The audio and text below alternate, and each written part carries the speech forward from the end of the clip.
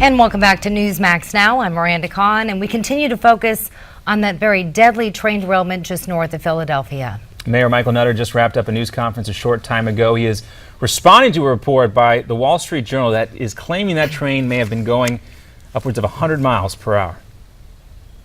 I cannot confirm anything like that, and I don't believe even that the NTSB would be in a position to confirm anything like that. They are still going through their investigatory process, and so again, let us please not try to speculate on what you could find out in fact in a couple of days.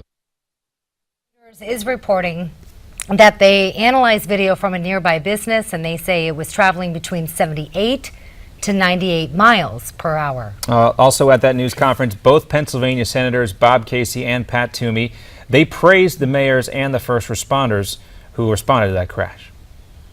Of course, want to offer our help in any way that we can. Mayor Nutter deserves a great deal of credit. He and his team have pulled together a very, very effective and well-coordinated effort that's included the federal as well as the city officials. That was Bob Casey first, followed by Pat Toomey there. Right now, hundreds of travelers also stranded, many of them having a hard time finding alternative ways to get to and from work and their destinations. Amtrak needs to do something about these hundreds and hundreds of people who've been detoured and left in Washington, D.C. Now, what's going to be done about that, and how long do we have to sit here? You can understand the frustration, of course. Amtrak says service along the Northeast Corridor between New York and Philadelphia has been suspended indefinitely. Wow, all those people, especially when you read reports that, you know, that it's gone up 50% in use in the last 15 years. A lot of people depending on Amtrak right now. That's right. They've got to take precautions because they don't know what's happened. A local spokesperson for the emergency response there said that the unknown projectile, or an unknown projectile, I should say, struck a commuter train, then damaging a window about 20 minutes prior to that crash. That is just one of the little subplots of all this that they're looking at. We heard earlier from the former chairman of the NTSB, Deborah Hersman, talking about all of the ins and outs of this investigation. They're going to be looking at human factors. They're going to be looking at the dispatchers who control the different signals on the track. They're going to be looking at the quality of the tracks at the time. Yeah, and then we've also mentioned earlier, I mean, I find this very interesting that the driver, the engineer, one of the engineers, right, has not declined to comment. Apparently the engineer of record, and this was discussed in that news conference with Philadelphia Mayor Michael Nutter, that he refused to comment to the Philadelphia Police Department as part of their investigation. He was also asked by a member of the media there at the news conference if he was communicating or cooperating with the NTSB, and we learned that that was not a part of their investigation at this time. They are looking for the cause. And I guess that's not part of their investigation at this point. And as we heard from the mayor, they've actually expanded the area that they plan to search. They still haven't accounted for everybody that was on board that train. There were 238 people, 5 crew members.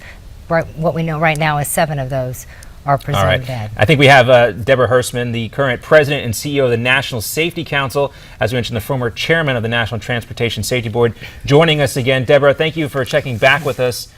We just wrapped up that news conference with Philadelphia Mayor Michael Nutter. We also have heard several reports, including the Wall Street Journal, saying that that train may have been going upwards of 100 miles per hour. Last we spoke with you, you said this is a high-speed area, but if that report is true, would that indicate that the train was going too fast at the time?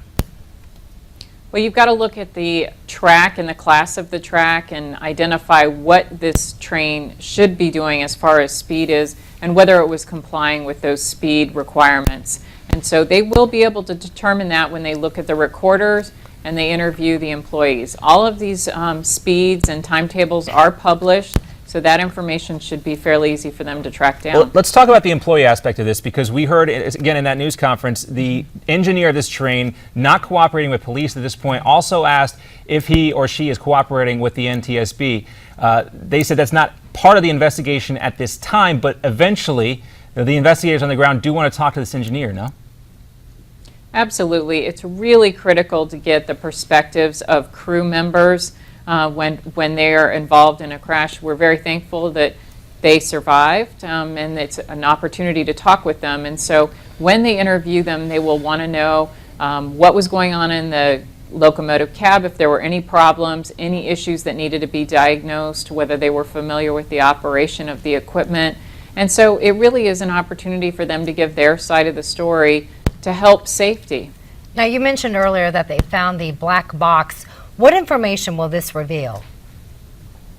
When they pull the data off of the black box, and many times it can be downloaded right there on scene, they will get a number of parameters. Particularly, they'll be interested in braking, throttle position, speed, and it can even record things like whether or not they're blowing the horn or the whistle at a grade crossing. But I think in this situation, they're going to be most interested. You've been talking a lot about speed and the curvature of the track. They will be looking at that very closely. As a former chairman for the National Transportation Safety Board, what interests you in this investigation? You know, every event is unique, and you really have to understand that generally it's not just one thing. There are a string of things that result in an event like this occurring. And so you've got to give the team time to establish the facts and connect the dots, and you've got to learn from each investigation. There are things that can change, not just for Amtrak, but for the entire rail industry. And are you hearing anything from some of your former colleagues about this specific crash? You know, I think my focus is really on being able to provide you factual information, but letting that team do their work and share the information as they find it. And you mentioned just a moment ago, Deborah, about some specific changes that you think might need to be made. Can you expand on that a little bit? Sure. Any investigation identifies opportunities to make improvements, to improve safety, whether it has to do with the human, the machines, or the environment. Sometimes you learn some of the same things that you've discovered before, and that's really frustrating for investigators to have to reissue recommendations, to repeat things they've said before. But sometimes you find new things that people didn't understand or that they didn't know about, and that's what they'll be doing. They will leave no stone unturned. So if you were in charge of this investigation, what would be your top priorities right now at this moment?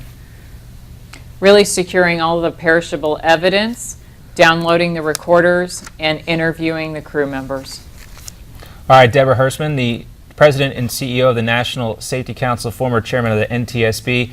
Great to get your insight on this. I know you have a lot of experience investigating these types of accidents. Unfortunately, they've happened in the past and likely will happen again, but as you mentioned, important to learn from individual cases like this one, and sometimes you relearn things. But Deborah Hersman, thanks for your time. Thank you. All right, Always good to hear from her and to get her insight. Turning now to some of our other top stories today. New York City police shoot a hammer-wielding man. Police say the man was a suspect in 3 separate attacks where people were hit in the head with a hammer. Local media reports police approached that suspect, and that's when he pulled out a hammer and chased one of the officers, hitting him multiple times. The other officer shot him. The suspect has been identified as David Beryl. He's now in critical condition. The top ISIS leader is now dead after an airstrike. That is according to Iraqi officials who say a drone strike, a U.S. drone strike, killed the second in command of ISIS. U.S. officials say the coalition carried out a drone strike in Iraq sometime in the last 24 hours, but they are not confirming the death of the ISIS leader. The Vatican officially recognizes Palestine as a state in a new treaty. The agreement is the first legal document between the Vatican and the Palestinian state. It sparked some grumbling, as you might imagine, from the Israeli government, which calls the move, quote, disappointing. The treaty was finalized just days before the Palestinian president is going to visit Pope Francis. All right, so probably not a coincidence there. That's an interesting story. It is. And would probably be one of our top stories, but for this train crash in Philadelphia. 7 people dead at this time. A few moments ago, news conference with the mayor of Philadelphia. There is still some sort of search and rescue operation going on. Yeah, they haven't accounted everyone. And the investigation into the cause of the crash continues. For the latest, you can stay with us here on Newsmax TV. You can also check out Newsmax.com. They'll be on top of things as well. Continue to keep an eye on the situation in Philadelphia. We're going to be around with you for the next less than next hour. Then we'll be followed by Ed Berliner in Midpoint. Please do stick around. Much more to come here on Newsmax Now.